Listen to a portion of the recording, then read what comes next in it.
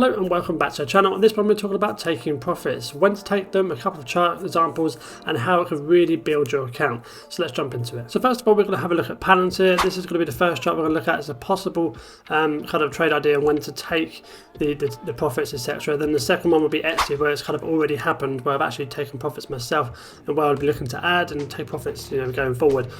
So again, obviously this video is all about taking profits and when to take them. So what I really want to see on Palantir here, this is the daily chart we've got here, and you can see a big resistance point at the kind of 1st of August at $20.25, sorry. And we can see a little bit of positive price action recently, bouncing off the 20 moving average quite a few times. But what I would like to see is this kind of break of this line here, come back down and retest it. So let's go ahead and draw a brush here so you can kind of see what I'm talking about. Come up, come down, retest it, and then make a move to that 2170 level. Now this could be your first take profit zone here. And then what you would like to see is it to kind of break through that, come back down and retest that one. And then make a move to the 23rd, in which case your second take profit zone would be 23, but ultimately the goal is 25 here. Now if I'm going too fast, I do apologise, you just have to watch this video again. The reason why it's 25 is because this is a obviously psychological point, so that does work a lot in stocks, so 200, 300, 25, 50s, they all work as psychological barriers.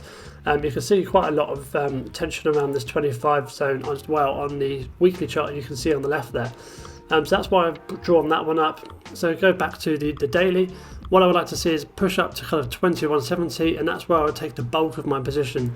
Now, because this, in terms of percentage wise, it's not that much. If you entered around about 2030, up to here, that's 6 to 7%. So I would probably take half of my position off there, depending on the momentum of the stock. Of course, in this case, it is very good momentum. Obviously, news as well has played quite favourably for Palantir, so you need to kind of keep on top of these swing trades. And going on from that, obviously, you would have cut half the position, then you have half running, and in which case you'd probably take half of that other half, if that makes any sense, at the 23 level. Now me personally, I only kind of take two lots of profits. I take the first profit, then I take the final amount. So for me personally, if I break this 2170 level, I will just wait to get to 25 if it was to happen at all. Now you're probably thinking, where's your risk management? And that's what I'm going to show you next. And we're just going to use this 20 moving average, which is this lighter blue line here, and just draw it up behind as if the stock was to move up that kind of area. So if it was to kind of go up to 23 and then start moving downwards, then obviously that is that's stocks, that's how they trade sometimes. And what I would do is move my stop loss, which is obviously already set at 1940, which is just below the recent low of this kind of area here, 1960. And obviously when you would have entered here, you might want to bring it up if you wanted to, but I'd probably keep it there just for a little bit of extra kind of moving, I guess. I don't know how to really explain that. Just to keep it a bit of extra kind of risk averse, I suppose. But then if the trade starts moving up to these levels of 2170 and 23, then I would just bring up the stop loss behind the 20 moving average. And if it drops back down and it starts a negative trend, or it comes back down on news, for example, and it triggers. That's okay, because if it triggers here, I still make money. Because let's do that as an example. If I entered here and it come out and triggers here, I still make 5%, and that's not too bad within the trading world. Now of course it goes up to the second profit zone and it breaks that, then that's even better. We can see that represents, where are we here, so that's 12%, so that's much better on a swing trade. I try and aim for about 10% on each swing trade that I do. And obviously the ultimate goal for me would be 25, which again obviously would be around about 20%, 25%, whatever that is. Let's go ahead and check that. 23%, so right in the middle of what I said. That's good maths, well done Sean. Pressurized maths. So that's the first example, and I want to show you what's potentially actually already happened.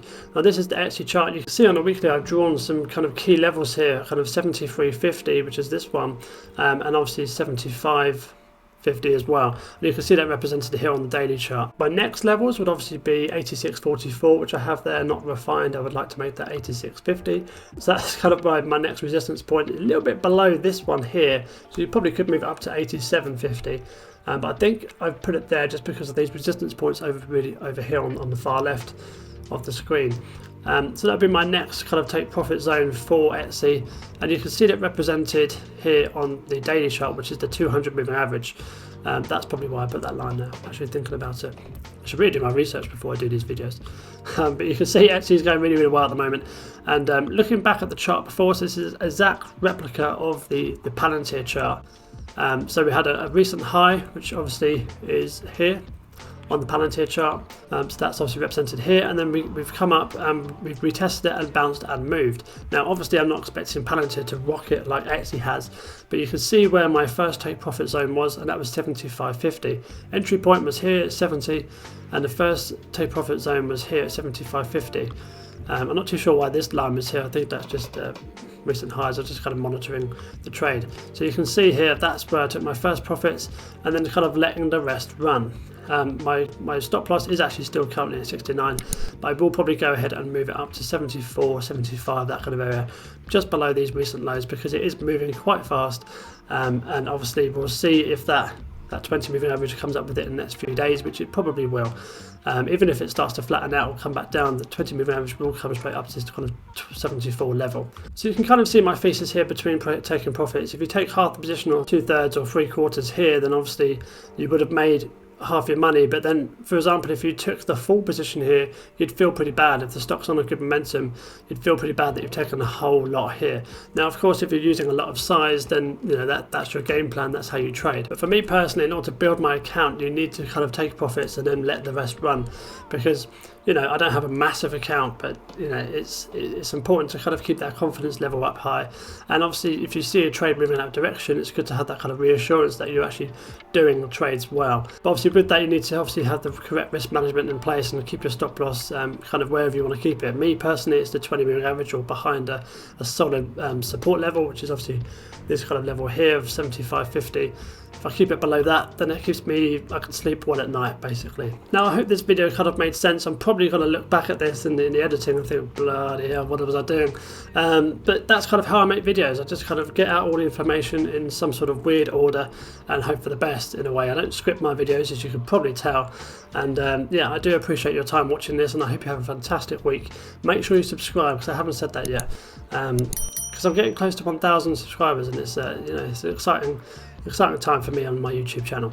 Anyway, take care. I'll see you next time.